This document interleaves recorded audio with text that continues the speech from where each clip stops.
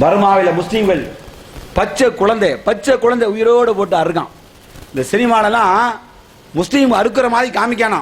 டேய் விஜய் படுக்காளி பையல, இந்த நாய்கிட்ட கேளு, நீ நல்ல அப்பனுக்கு பிறந்தேன்னா நீ சொல்லுடா.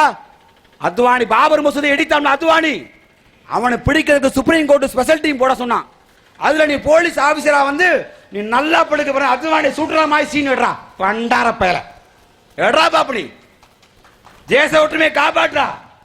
இந்தியாவிலே மிகப்பெரிய கலவரக்காரன் அத்வானி, அவனை பிடிக்கிற போலீஸ் அதிகாரியா வந்து அத்வானி பிடிக்கிற மாதிரியும் காலு கீழே சுடுற மாதிரியும் அத்வானி ஓடுற மாதிரியும் உமாபாரதி கட்டி பிடிக்கிற மாதிரி எடுறா பாப்பனி.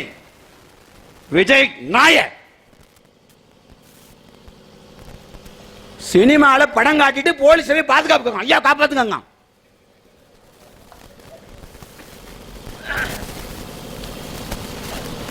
நரேந்திர மோடி நீ நீதிபதியா வந்து நரேந்திர மோடிக்கு 3 ஆயுள் தண்டனை 2 தூக்கு தண்டனை போடுற மாதிரி நீதிபதியா வந்து நடி.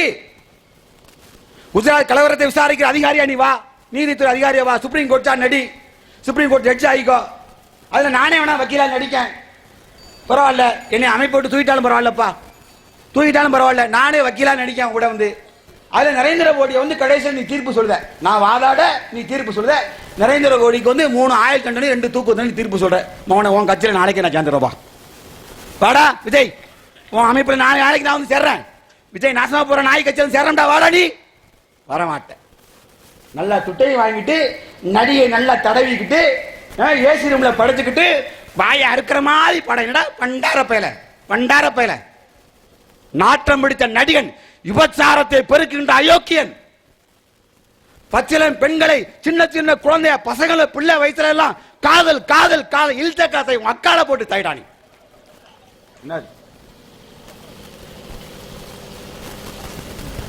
காதல் செய்ய ஆசையா உங்க அம்மாட்ட கேள்.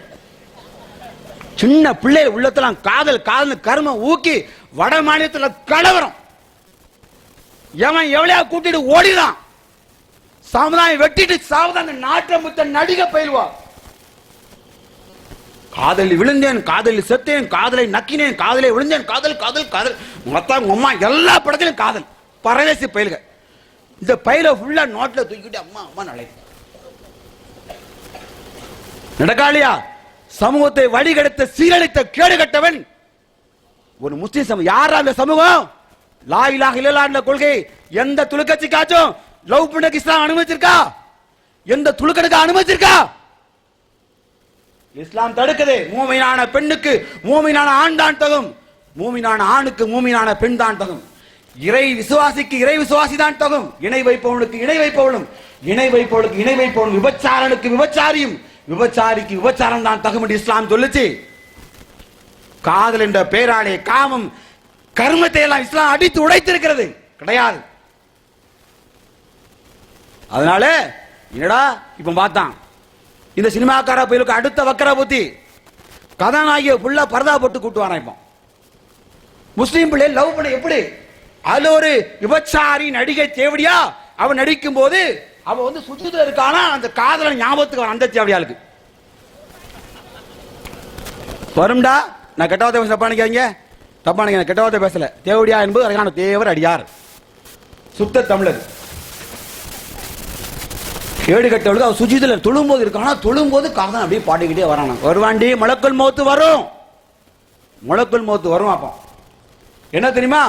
முஸ்லீம் சமூகத்தில் கேட்பாரிட்டு போயாச்சு. எவனை எவனவன் லவ் பண்ணிட்டு போ அப்படின்னு சொல்லக்கூடிய அளவுக்கு மாறிட்டு, எவனா இளைஞன் தடுத்தா அவன் மேல கம்ப்ளைண்ட், அவன் செத்தான். சார் அவன் ஃபண்டமெண்டலிஸ்ட் சார். ஏன்பா ஃபண்டமெண்டலிஸ்ட்? முஸ்லீம் பிள்ளையை லவ் பண்ண விட மாட்டான் சார். ஓ முஸ்லீம் பிள்ளை லவ் பண்ண விட்டா தான் முஸ்லீமா? லவ் பண்ண தடுத்தீங்கன்னா நீங்க ஃபண்டமெண்டலிஸ்ட். உடனே சொல்லுவாங்க இந்திய நாட்டு அரசாங்கம் காதலை ஆதரிக்கிறது. நான் இல்லைன்னு சொல்லலையே. காதலிச்சுக்கோ, லவ் பண்ணு, கல்யாணம் முடிச்சு லவ் பண்ணு, கல்யாணம் முடிச்சு லவ் பண்ணிக்கிட்டே இரு, லவ் பண்ணிட்டே இருடா, லவ்லே செத்துருடா, வேண்டாம் சொல்லல. கல்யாணம் முடிச்சு லவ் பண்ணி நாங்க சொல்லல, மாட்டேன்னு சொல்லலையே. ஆனால் இது மாதிரி ஒரு சமூகத்தும் இல்லாத ஒரு இஸ்லாம் என்ற மார்க்கத்திலே காதலை இல்லை என்று சொன்னால் இந்த நாட்டு சட்டம் அதுல போய் ஒரு காதலுக்கு உரிமையை கொடுக்கிறது. இது துலுக்கச்சி என்ன பண்ணிட்டா, இந்த மாதிரி சினிமாலாம் பார்த்துட்டு இவ படையெடுக்க ஆரம்பிச்சுட்டா. நடக்கா இல்லையா? இதுக்கெல்லாம் காரணம் என்ன தெரியுமா? இந்த மாதிரி நடிகர்கள் நடிகைகள் வேஷம் போட்டு வேஷம் போட்டு நடித்து காதல் என்ற பெயருக்கு புனிதம் உண்டதாக காட்டி அப்பாவி குடும்பத்தின் நிம்மதியை குலைக்கிறார்கள் கண்ணியமிக்க தாய் தந்தைகள்.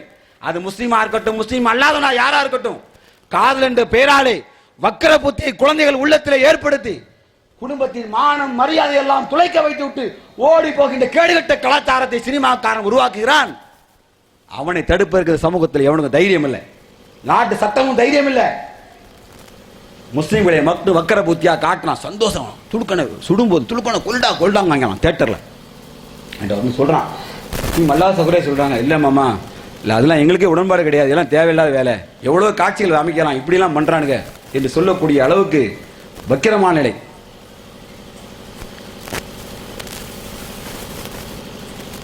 இந்த நாடு சமூக நிலையத்தை நோக்கி பயணித்துக் கொண்டிருக்கிற நாடு. நான் வட இந்தியாவை பற்றி நான் பேசல, தமிழகத்தை பொறுத்த மட்டும் திராவிட இயக்கங்களால் பண்படுத்தப்பட்ட பூமி இது.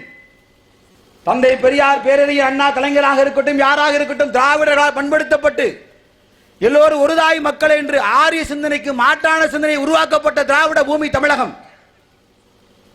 இந்த தமிழகத்தில் போய் இந்துத்துவ சக்திகள் முஸ்லிம்களுக்கு எதிரான சிந்தனை ஊட்டினால் சமூக நல்லிணக்கத்தின் அக்கறை கொண்ட இசைக்கு சுப்பையா மாமா போன்றவர்கள், நயினார் நாகேந்திரன் மாமா போன்றவர்கள், முதல்வர் ஜெயலலிதா அம்மையார் போன்றவர்கள் எல்லாம் நாங்கள் திராவிட மக்களை மதிக்கிற மக்கள் என்பதை நிலைநாட்டும் விதமாக எங்களோடு தோள் கருத்துக் கொண்டு ஆரிய பாசிச சக்திகளை விரட்டியடிப்பதற்கு எங்களுக்கு உதவ வேண்டும்.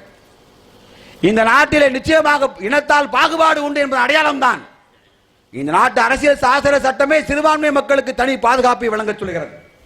ஒடுக்கப்பட்ட மக்கள், ரசிக்கப்பட்ட மக்களுக்கு தனி சட்டத்தை பிறப்பித்து வைத்திருக்கிறது. இந்திய நாட்டில் இதுபோல சூழல் உண்டு என்று அரசியல் சாசன சட்டம் வடிவமைக்கும் போதே தெளிவாக எழுதி வைத்திருக்கிற காரணத்தினால் ஜனநாயக அடிப்படையில் நம் உரிமைகளுக்காக போராடுகின்ற பொழுது சமுதாயமே ஒதுங்கி நின்று வேடிக்கையை பார்க்காமல் அழைப்பு கொடுக்கின்ற வாருங்கள். மகாத்மா காந்தி போன்றவர்கள் எல்லாம் சத்தியாகிரக போராட்டத்தின் போது அவர்கள் இதுபோன்று காவல்துறை, ஆங்கிலேய காவல்துறை கோடு போட்டு இந்த கோட்டை தாண்டக்கூடாது என்று சொன்ன இடத்தில் நின்று கொண்டிருந்தால் இந்தியா இன்றைக்கு சுதந்திரம் பெற்றிருக்கிறார். நான் இங்கே மேடை போட்டு பேசிக் கொண்டிருக்க முடியாது. காவல்துறையில் இருக்கிற அதிகாரிகள் இன்றைக்கு இந்திய காவல்துறையாக இருக்க முடியாது, வெள்ளைக்கார இங்கிலாந்து காவல்துறையாகத்தான் இருந்திருக்க வேண்டும். மகாத்மா காந்தி அவர்கள் வெள்ளைக்காரன் போட்ட கோட்டை தாண்டினார்கள். கத்தியும் கம்பும் கட்டையும் கொண்டல்ல, நெஞ்சிலே காவல்துறையின் அடியை, வெள்ளைக்காரன் அடியும் துப்பாக்கி சூடையும் வாங்கிக் கொண்டு சத்தியாகிரக போராட்டத்தை வெற்றியடைந்து காண்பித்த காரணத்தினால் தான் சத்தியாகிரகம் வெற்றியடைந்தது, இந்தியா சுதந்திரத்தை அடைந்தது. ஆனால் இன்றைக்கு பேரிகார்டை தள்ளாலே வன்முறை அப்படிங்க. என்னப்பா அது, பேரிகார்டை தொட்டா வன்முறையா? பேசாம ஒண்ணு செய்யுங்க, பேரிகார்டில் ஃபுல்லாக கரண்ட் ஜாக்கு கொடுங்க, செத்து போறோம். சட்டத்தை அப்படியே பாஸ் பண்ணுங்க, துடுக்கணுக்கு கரண்ட் பாஸ் கொடுங்கப்பா, ஷாவட்டி பண்ணுவோம், நாங்கள் அப்படியே செத்துறோம்ப்பா, பரவாயில்ல, எவனா சொல்லு தொட்டா சாவம், நாங்க வந்து தொடுறோம், அப்படியே எங்களை கொள்ளுங்க, சந்தோஷம் தானே? ரத்தம் வேணுமா, டம்ளர்ல தாரம் குடிங்க. என்னப்பா நாட்டில் அல்லாஹுடைய தூதரை உயிரினு மேலாக நேசிக்கிறோம், அவரை பத்தி அசிங்கமா படையெடுத்திருக்கான், யூடியூப்ல தடை பண்ணுப்பான்னு போனான், போட்டு அடிக்கான். சந்தோஷம் தானே? ரொம்ப சந்தோஷமா? என்ன நாடு இது, என்ன நாடு இது, எது தேசப்பற்று? மகாத்மா காந்தி ஒரு வார்த்தை சொன்னார், இந்த நாட்டில் பலகீனமான மக்கள், ஒடுக்கப்பட்ட சிறுபான்மை மக்கள் என்றைக்கு சுதந்திரமாக சுற்றுகிறாரோ அன்றைக்கு தான் இந்தியா முழுமையாக சுதந்திரம் பெற்ற நாடு என்று சொன்னாரே. அந்த நாட்டை தான் நாங்கள் கேட்கிறோம் ஐயா, அந்த நாட்டை தான் நாங்கள் கேட்கிறோம். முழுமையான சுதந்திரம், சிறுபான்மை ஒடுக்கப்பட்ட தலித் மக்கள், எங்களுக்கெல்லாம் அந்த நாட்டில் முழுமையான சுதந்திரம் வேண்டும். ஐபியில இன்டெலிஜென்ஸ் பியூரோ அதிகாரத்தில் முஸ்லிம்களை போடு, தலித்துகளை போடு, சிபிஐல முஸ்லிம் அதிகாரியை போடு, ரிசர்ச் அண்ட் அனாலிசிஸ் சொல்றா, இந்த உளவுத்துறையில முஸ்லிம்களை தலித்துகளை போடு, உச்ச நீதிமன்ற நீதிபதியாக முஸ்லிம்களை போடு, தலித்துகளை போடு, ஒடுக்கப்பட்ட மக்களை போடு என்று கேட்பதில் எந்த தவறு இருக்கிறது? இது ஜனநாயக உரிமை அல்லவா? ஜனநாயக சட்டம் நமக்கு தந்திருக்க உரிமை அல்லவா? இதை கேட்டால் கூட சமூகம் சொல்கிறது இதையெல்லாம் உங்களுக்கு கொடுக்கப்படுவதற்கு தகுதி இல்லை, நீங்கள் மாற்றாந்தாய் பிள்ளையை போல் நடத்தப்பட வேண்டும் என்று சொன்ன பால் தாக்கரே அவருக்கு தேசிய கொடியை போட்டு துப்பாக்கி மேலே உயர்த்தி ராணுவ மரியாதை, தேசிய கொடியை போட்டி சலீட் அடிக்கக்கூடிய அளவுக்கு பால் தாக்கரேவுக்கு என்ன தகுதி உண்டு?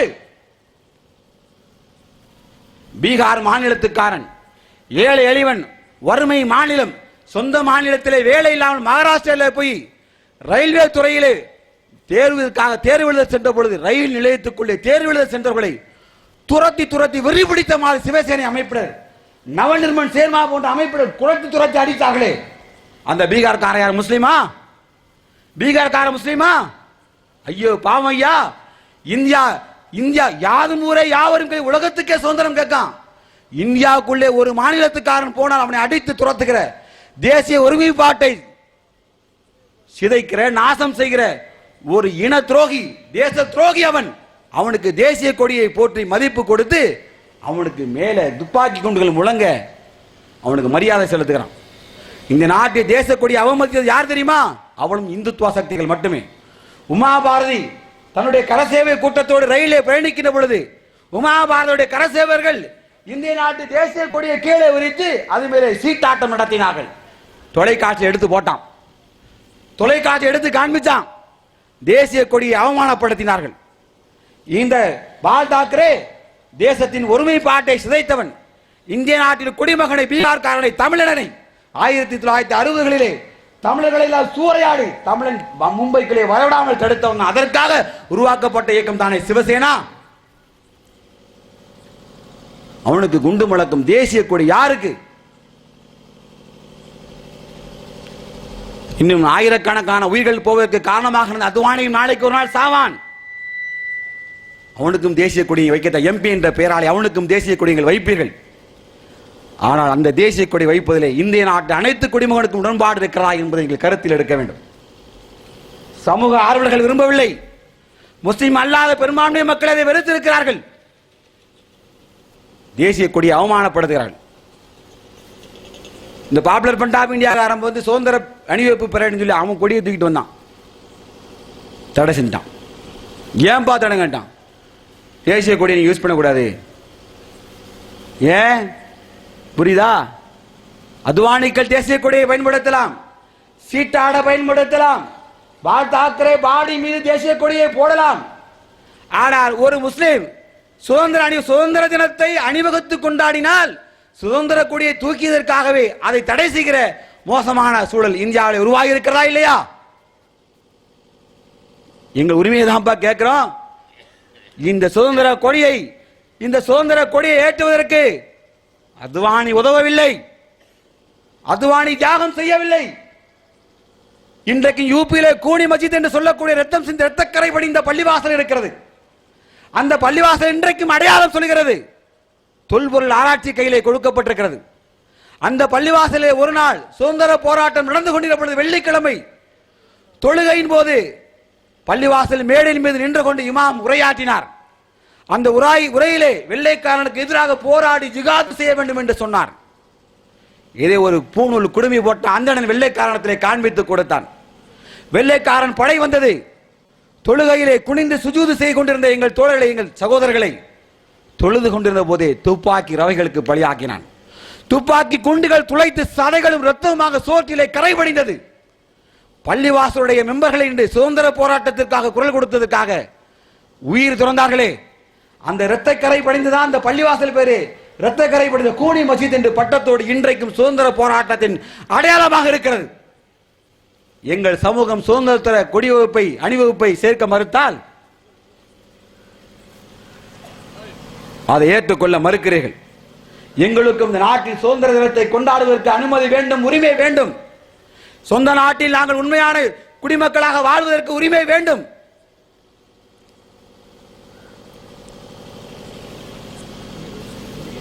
நீங்க அங்க வாங்க சொல்லிட்டு நான் முடிச்சிடறேன், டைம் ஆயிட்டு. கேவலம் சராசரி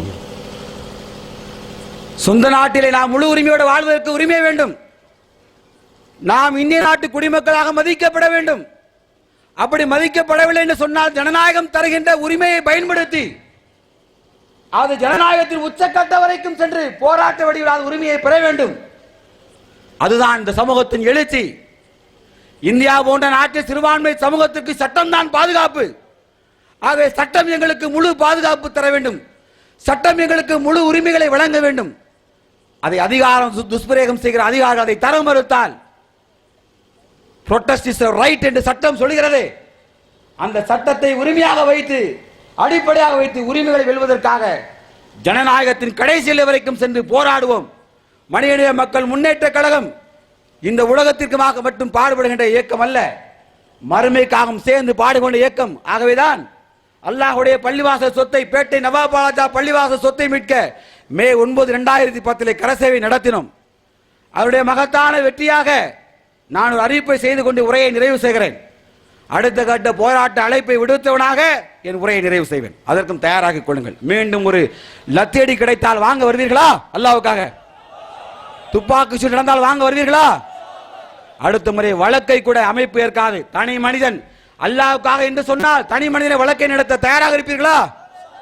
இப்ப நான் வாசிங்க ஆர்டர், கோர்ட் ஆர்டர், அதை வாசி காண்பிச்சுட்டு உரையை நிறைவு செய்கிறேன். இப்படி கடைசி பேசேஜ் மட்டும் படிக்க, அப்புறம் உங்களுக்கு கடைசி பேரா மட்டும் படிக்கிறவங்க ஈஸியாக இருக்கும்.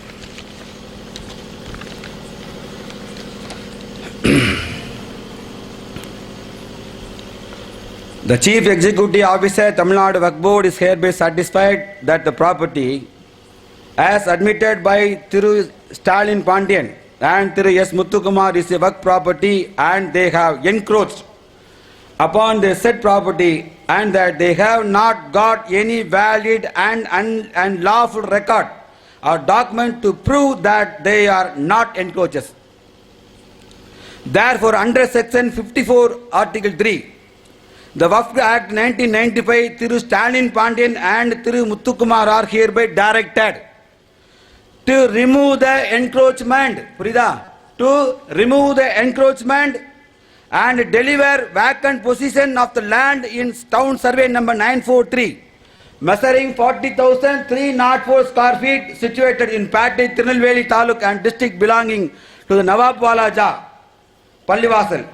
Work to the secretary of the said work within 15 days from the date of receipt of the proceedings, following which further action will be taken under provisions of Waqf Act 1995.